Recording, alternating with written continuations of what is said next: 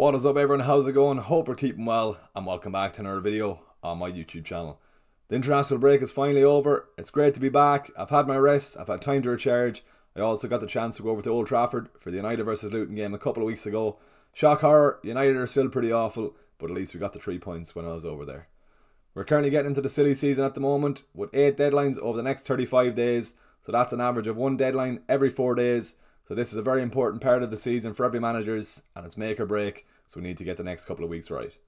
Before I get into today's video, 70% of my viewers aren't actually subscribed to the channel. So if you are watching this and you're not subscribed, please do hit that subscribe button below. I'm currently on the road to 5k subs, trying to get there before Christmas. We're getting there. But if you are watching this and you're not subscribed, please do hit that subscribe button and support the channel. In today's video, I'll be showing you how I fared out in Game Week 12 and we'll also be looking at my transfer plans and team selection ahead of Game Week 13. It's also a tough week to choose about the captaincy also, so stick around towards the end of the video where I'll be heading to a pitch in Galway for my weekly captaincy pick. It's great to have FPL back. Let's get into the video. Right then, looking back to Game Week 12 and what seems so long ago, I managed to score 88 points for the game week, which is a great score for my team, and I also managed to pretty much half my rank and I'm now sitting at 474k overall. It was pretty much the perfect time to have a great week just before the break, and it was great to be able to log into the FPL app and see that massive green arrow over the last 2 weeks. We're heading in the right direction where we're sitting at currently, and hopefully we'll be close to the top 100k just before Christmas. Our captain Mo Salah came away with 2 goals at home to Brentford, and he also picked up 3 bonus points to come away with a massive 32 points from the armband. If you watched my last video also, I also stressed about keeping Simicast for that Brentford game, and if you did, you were definitely rewarded as he came away with 15 points after picking up 2 assists and a clean sheet. The big man up top, Erling Haaland, came away with 2 goals, 1 assist and all 3 bonus points away to Chelsea in an 8-goal thriller where he picked up a massive 16 points. It didn't really matter though as I didn't captain him, but there are a lot of managers out there who didn't own Haaland and they were definitely affected by this haul. Ollie Watkins scored a goal along with Saka and Diaby, both picking up an assist, and they were the 6 out of my 11 players who all returned last week. The main disappointment was Matoma, who wasn't able to make his way into the starting 11 for that very favourable fixture against Sheffield United, so it was very disappointing to see only come away with 1 point for that game. Areola and Cash have been very disappointing since I brought them in the Game Week 8 wildcard, with Areola unable to keep a clean sheet and Cash only keeping 1 clean sheet since Game Week 8. All in all though, 88 points was a great score right before the international break, and as I said, I'm now sitting at 474k overall. We're heading in the right direction and hopefully we can get close to the top 100k before Christmas. So with that out of the way, let's move on and start planning ahead for Game Week 13.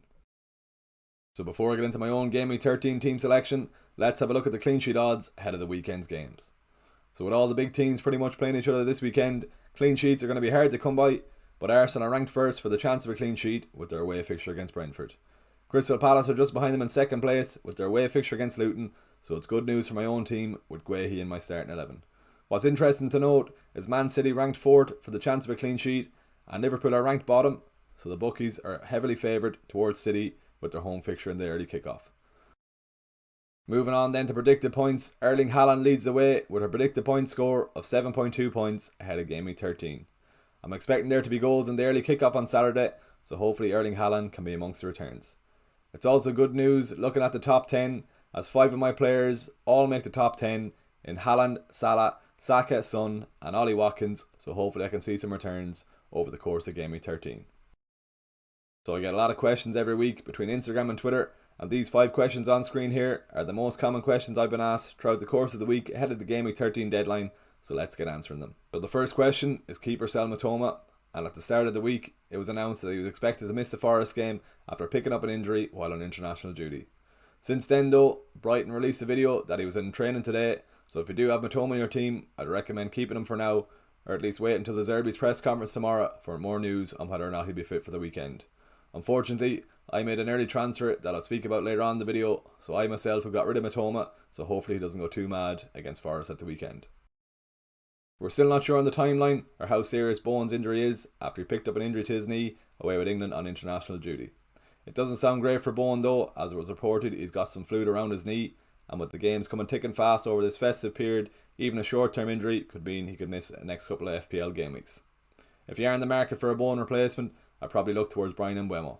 Even though Brentford play Arsenal this weekend, they then face Luton in Game Week 14, so you'll definitely want Mbeumo for that game. All that being said though, you should definitely wait until after the West Ham press conference tomorrow to see how serious the injury to BOWEN is.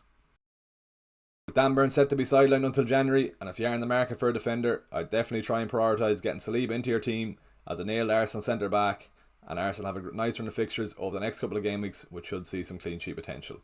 If you can't afford Saliba, Gabriel isn't a bad shout, but he has played a lot of minutes over the international break, so I wouldn't be surprised to see him get a few benches in the festive period when all the games are coming thick and fast.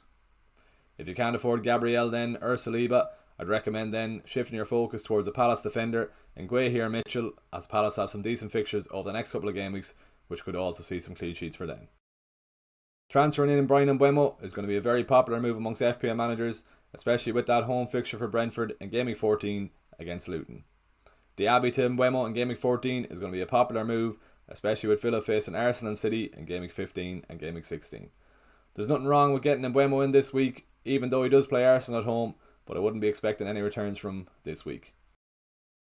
Aston Villa face the Spurs side in Game Week 13, who are riddled with injuries and suspensions. Then they face Bournemouth away in Game Week 14 before they play Arsenal in Game Week 15 and then City in Game Week 16. A lot of FPL teams, like myself included, have triple Villa at the moment, so that's a common question on what to do with your Villa assets. I definitely recommend on keeping them for Game Week 13, as I'm expecting there to be a lot of goals in that Spurs game on Sunday, and then you can probably offload Diaby to Mbeumo in Game Week 14 like I said, keep cash for Game Week 14 playing for that Bournemouth fixture, and then you can probably get rid of him then for Game Week 15 when they face Arsenal then and City in 16. There's nothing wrong with keeping Ollie Watkins, he's proven himself, he's pretty much fixture proof, so I'm happy enough to keep him over the Christmas period.